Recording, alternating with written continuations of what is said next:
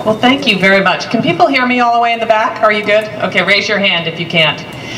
First, let me thank Joan Hamilton for that, first of all, that lovely introduction. I think I might need to take you on the campaign trail with me. But second, Joan is a true talent and was the greatest collaborator that I could have had. And she's a tremendous listener. She really internalized everything that we wanted to try to accomplish together. And she's a wonderful author. She's a wonderful mother. And I just want to say thank you. We had a ball, and it was great. And I did have her at all these different places, on planes, on trains, everywhere. But thank you for that. So thanks for coming tonight. I am so delighted to be at Kepler's. This is my local bookstore. We buy a lot of books here. I was so delighted several years ago when the community rallied around to keep Kepler's in Menlo Park. And so I'm just delighted to be here. So thank you for having me. So I thought I might just talk for 10 or 15 minutes a little bit about the book, tell you some stories from the book that I think illustrate some of the lessons learned over 30 years in business and then 53 years of life. And then I'd love to answer questions that you might have on any subject. But let me start with why I wrote this book. In many ways, this book is the product of two main groups of people who inspired me to write it. And first was the employees of eBay. When I joined eBay, there were just 30 of us. But when I left, there were 15,000 eBay employees. And this was the most remarkable group of people I have ever had the opportunity to work with. And no task was too big, no dream was too big. They were a remarkable group of individuals. The second group of individuals that really inspired this book was the eBay community of users. And for those of you who don't know, today over 1 million people make most, if not all, of their living selling on eBay. Everything from collectibles to jewelry to gemstones to cars to computers and electronics. And this was a group of people that inspired me every single day. I am very fond of saying, and that's why I called this The Power of Many, why I called the book The Power of Many, because we did not build eBay. The eBay employees, we created the trading platform, but truth be known, it was the eBay community of users that built eBay. And so I thought about writing this book while I was at eBay, but I have to tell you I was a little busy. And I'll come back to this. I'm a big believer in focus. And so when I stepped down in March of 1998, I said, you know, I want to chronicle what I have learned at eBay. I want to chronicle the power of many. And that, of course, gave way to not only eBay, but other companies that I had worked with and other life lessons along the way. So really what the power of many is, it's pretty simple. And you girls see it in your basketball team. It is the power of what we can do together, none of us can do alone. And you see it everywhere. You see it on teams. We saw it at eBay. We see it right now in Haiti. You know, look at the outpouring of people that are trying to do the right thing in Haiti. And so that is the essence of this. If we can harness the power of many to dream, to go and get something, to do something that has never been done before, this is something quite remarkable. And I saw it every single day at eBay. Now, the other thing that I thought about as I wrote this book was what were some of the lessons, what were some of the values that I ran eBay on, that I've tried to live my life on, and have brought with me from other companies, and obviously growing up as a little girl. And the book is organized around 10 different values, and I think you will find them pretty interesting. But what I thought I would do is just talk about 3 or 4 of them, just to illustrate how these worked for me.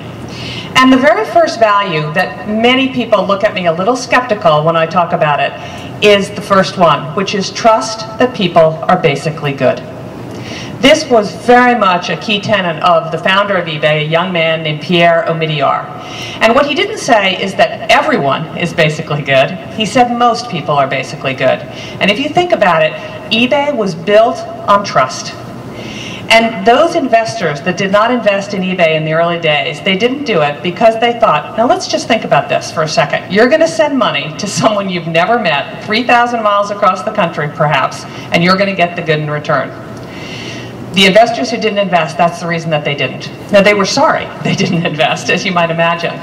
But if you think about it, eBay users built a $8 billion company. When I joined eBay, it was $4.7 million in revenue. When I stepped down 10 years later, $8 billion in revenue, effectively based on trust. And if you think about it, it makes you feel pretty good.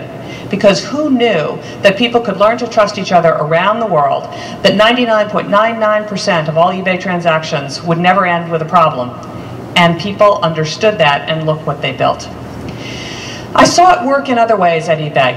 In 9/11, we at eBay, like everyone in this audience, we wanted to figure out how we could help.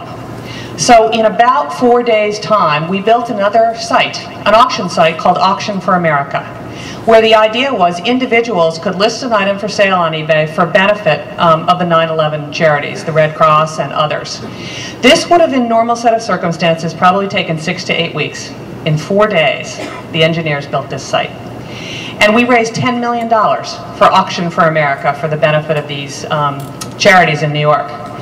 So after 9/11, we decided, gee, there's a germ of something pretty interesting here. Could we create something that was designed for charitable giving? And what it became was what is now known at eBay, which is called Giving Works. So today on eBay, you can list an item for sale, your child's used bicycle, an old pair of skis, an old flower pot you don't need, and you can specify what percentage of those proceeds you would like to go to charity. 25%, 55%, 50%, 75%, or 100%. And here's the remarkable thing.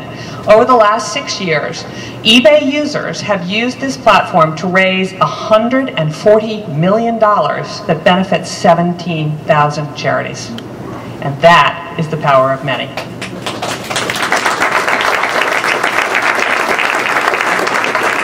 Just to give you a little perspective on that, if we were a foundation and gave away $140 million over the last 4 or 5 years, we'd be among the top 50 charities in America.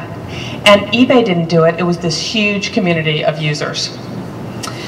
I think the other story in terms of trusting that people are basically good that always comes back to me is that on eBay, we had a higher percentage than normal of disabled people who used eBay. Because think about it. If you can list an item, if you can answer your own customer support email, and you have a friend who might be able to procure the product and pick, pack, and ship it, this is a wonderful way that people who are physically limited can work. And you know, right before one of our big eBay Live gatherings, where we actually had a LAN-based gathering of eBay users who only knew each other virtually. One time, right before one of these down in Anaheim, California, a woman wrote me and said, I would love to introduce you to my son. He is an eBay seller. It has changed our lives. Could we come see you? I said, absolutely. Come to the green room after my major address to eBay users and we'll spend a moment. So after the address, she and her husband and their son came into the green room. He was very severely disabled. He had cerebral palsy, 17 years old. And she said, I just wanted you to meet my son because actually I have quit my day job to help my son sell on eBay. My husband has quit his day job and our family business is now selling on eBay.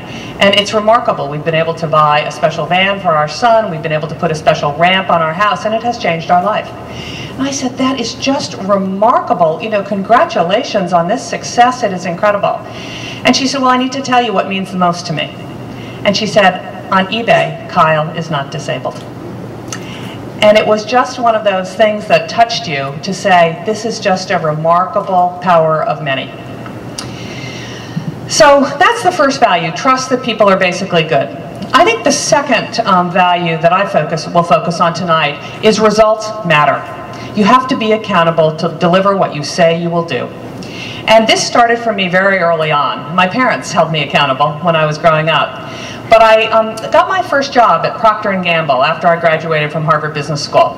And you know that first job that you have after business school or after college? You feel so proud to have that job, and I think you think they're going to ask you to take on the world.